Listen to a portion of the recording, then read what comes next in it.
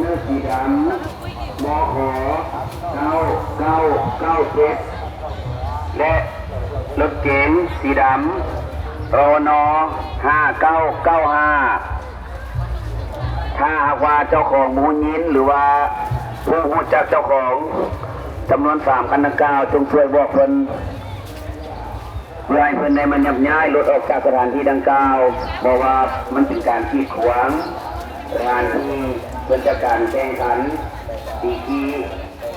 กจะน้อยนี้บอกพนักงานเจ้าหน้าที่ของเราจะได้ยกย้ายหรือว่าสู่ออกจากสถานที่ดังกล่าว